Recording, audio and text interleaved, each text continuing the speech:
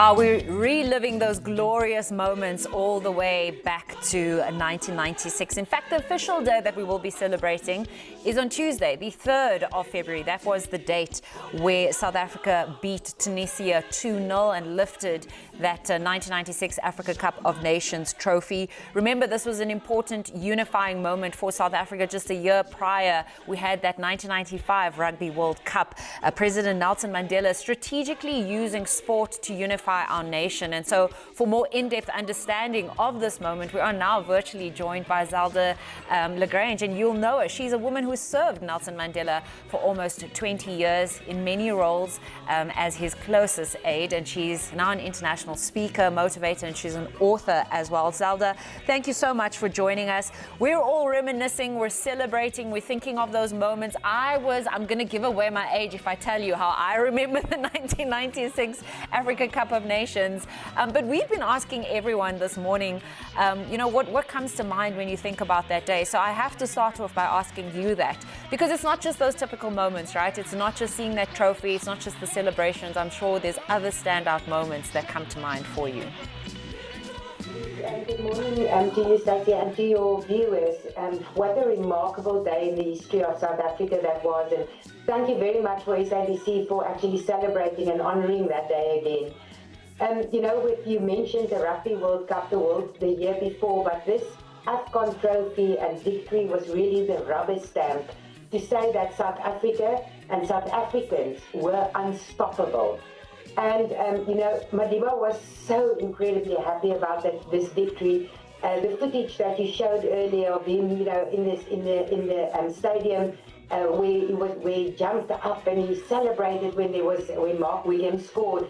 It's a moment that we'll never forget as South Africans. So, for me, it was very emotional. It was a fully integrated team and audience of people, spectators of people. And you see, the variety of people that attended also the final. The Zulu King, former President de Klerk, Madiba, Steve Tshwete, the Minister of Sport, of course, at the time. So it was really, as I say, the rubber stamp on South Africa being just this miracle nation. I think if we just go back and we take a few steps forward or behind that, in May 1994, Nelson Mandela leaves as the president. He leaves his inauguration to go and watch the game. Bafana Bafana took on Zambia. You're the one that's organizing the logistics and everything. He must have done this time and time again. He must have been saying to you, Zelda, this is what I want to do. This is why I want to do it. Were you privy to some of his inner workings on how he strategically wanted to use sport to unite and unify the nation? Yes, absolutely. I think he saw that. He underestimated his genius, with the 1995 Rugby World Cup. But he saw the power of sport. And, Madiba secretly also wanted to be a professional athlete. He trained to be a boxer, and he had a lot of admiration for professional athletes. And, using them as a tool was a deliberate and intentional act, because he knew that once you are in that stadium and you're supporting your team, nothing else, actually, your ideology doesn't matter. Your humanity matters at that stage. So, those moments he could capture so well and use so well to bring people together. At first, I don't think it was a strategic move. But then he saw, what a tool sports can be, and he used it in various aspects over the years in different scenarios. But soccer, of course, being a sport so very close to his heart. Many of the players befriended him, and he was very fond of them, and he had a lot of admiration for their discipline as a professional athlete. So he really, really loved soccer. It had a special place in his heart. Do you have some anecdotes or some insight to share with us in terms of, he had selected, there was Clive Barker was put up as the man that was going to take Bafana Bafana to where they needed to be, and it was a controversial decision at that point in time, and it wasn't fully supported. What do you remember about the inner workings of how we needed to get Bafana Bafana as a team to come and unite the nation, but also to start performing, because their reintroduction wasn't also the easiest one for them either? Yes, and of course, the AFCON tournament wasn't without controversy. Yep. But when Madiba, when Clive Barker was announced to be the coach, Madiba calmed people because there was a lot of, as you say, questioning about the decision. And Madiba said to people, give him a chance. Everyone in life deserves a chance.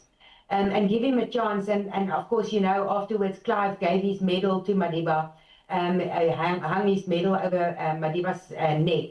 So, he was a firm believer not to always upset the apple cart, so to say, and give people a fair chance. If the players were happy to work with this coach, then we needed to give him a chance.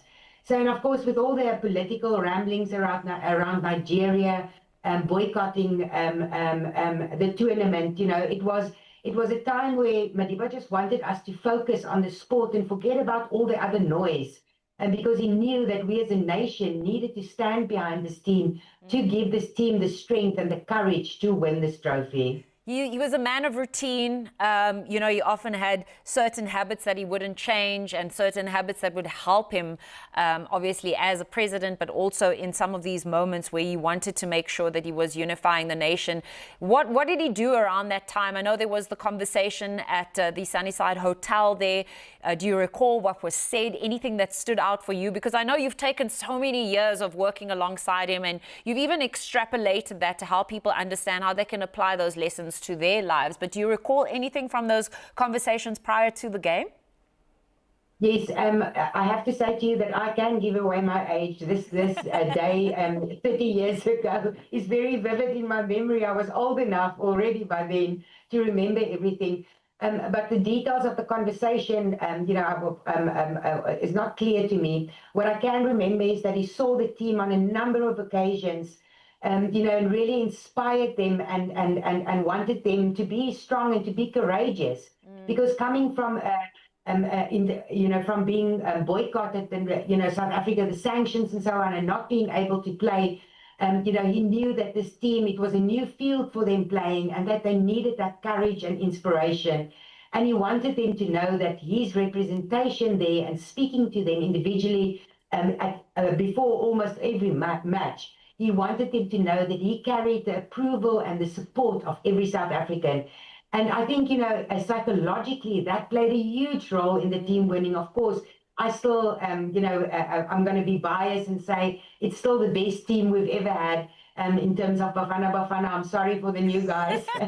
But, for him, he wanted to speak to those men's hearts and knew that, despite all the fanfare around the Rugby World Cup, he was in this with them as well. And AFCON was as important to him as the Rugby World Cup. He had a number of conversations, and you couldn't touch his schedule when he was scheduled to speak to Bafana Bafana and to meet them.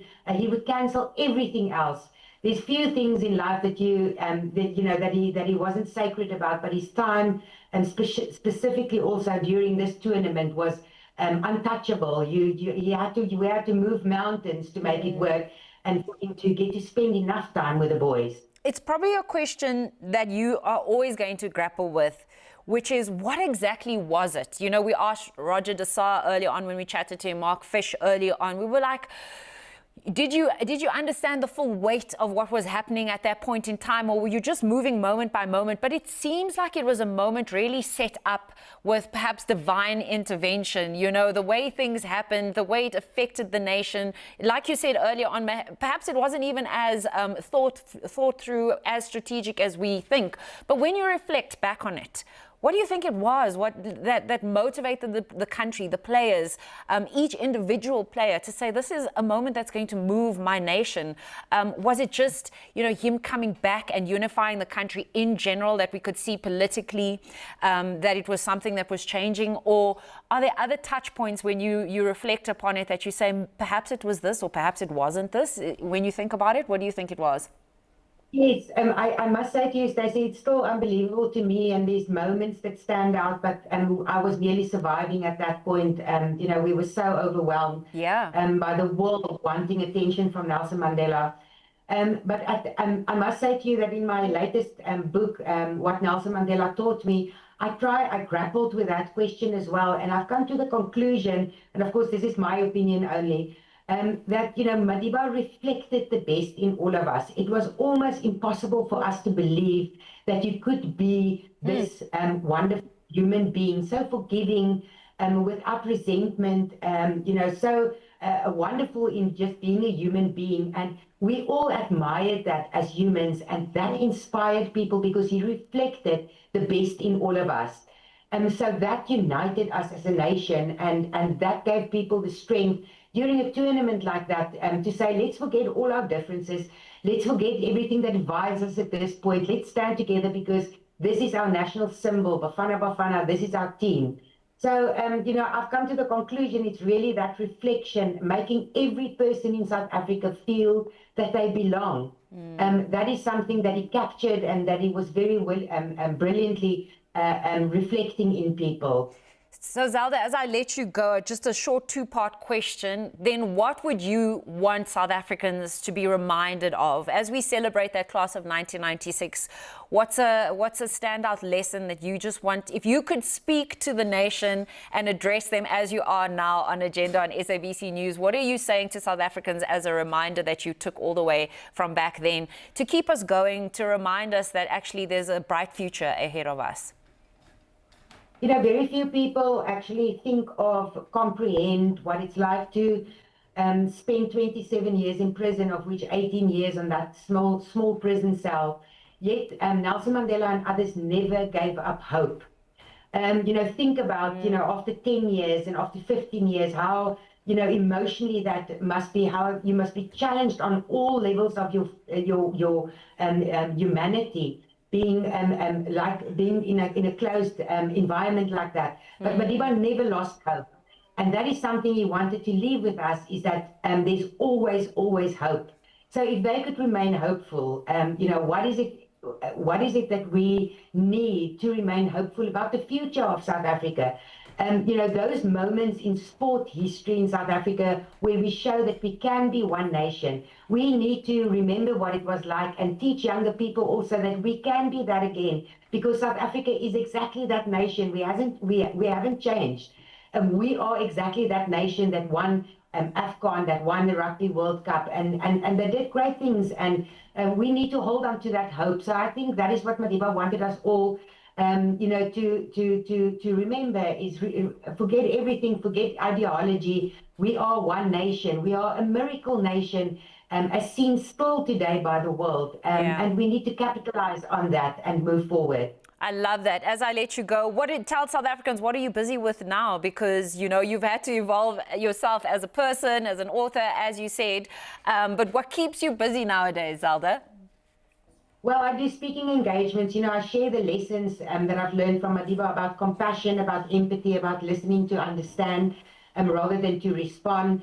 All those lessons about respect and discipline and so on. I share those lessons and humanize the person that I knew so well. So that's what I do.